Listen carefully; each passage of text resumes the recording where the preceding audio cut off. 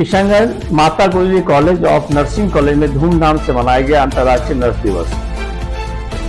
छात्राओं ने Florence Nightingale के जीवन पर प्रकाश डाला। वहीं एमजीएम मेडिकल कॉलेज के निदेशक डॉक्टर वी जसवाल ने आज के दिन को और खास बनाने के लिए माता गुजरी कॉलेज ऑफ नर्सिंग कॉलेज में इस सत्र में एमएससी नर्सिंग की पढ़ाई आरंभ करने की घोषणा किया।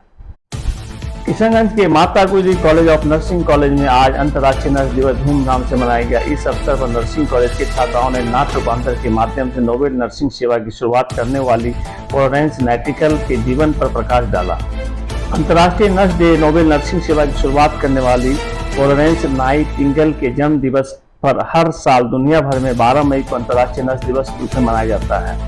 कार्यक्रम के दौरान नर्सिंग कॉलेज के प्रोफेसर और छात्राओं की ओर से अपने विचार व्यक्त करने के साथ ही गीत के माध्यम से तन मन धन से प्रीत मानवता की सेवा करने लिया। इस अवसर पर नर्सिंग कॉलेज की छात्राओं ने स्वास्थ्य और उपचार से जुड़ी एक प्रदर्शनी भी लगाई। वहीं एमजीएम कॉलेज के निदेशक सह एमएलसी डॉक्टर दिलीप कुमार जायसवाल ने अंतर्राष्ट्रीय नर्स दिवस के मौके पर घोषणा की कि माता गुजरी कॉलेज ऑफ नर्सिंग में इस सत्र से एमएससी नर्सिंग की पढ़ाई होगी। देखिए पूरी खबर किशनगंज न्यूज रिपोर्टर के साथ मैं राजीव रंजन।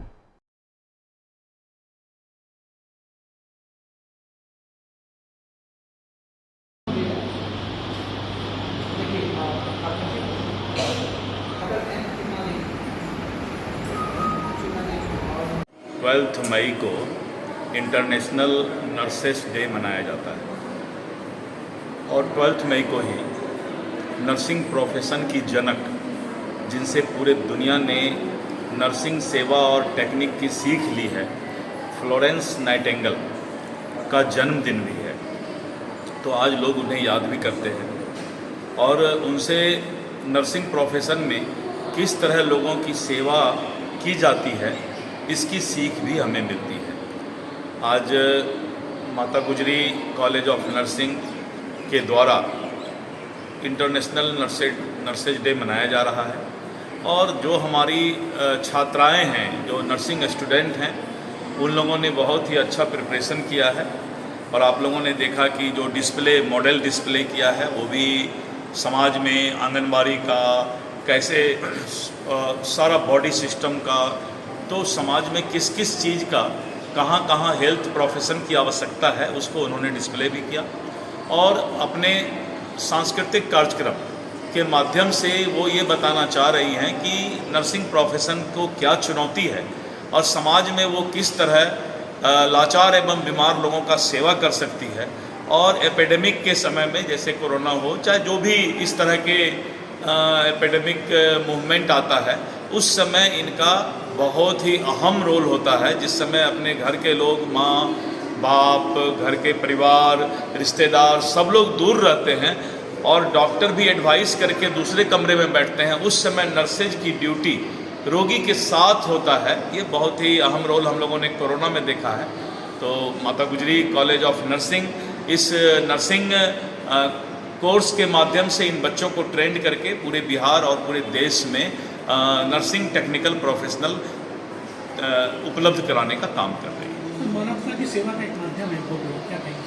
ये नर्सिंग प्रोफेशन मानवता का सेवा का माध्यम है और पहले लोग नर्सिंग प्रोफेशन मतलब केरल और साउथ ही जानते थे, लेकिन अब जो है हमारे यहाँ की लड़कियाँ जीएनएम, बीएससी नर्सिंग करके और टेक्निकल डिग्री ले करके अब बिहार में जितनी भी अपॉइंटमेंट हो रही है वो सब बिहार के ही बच्चे हैं।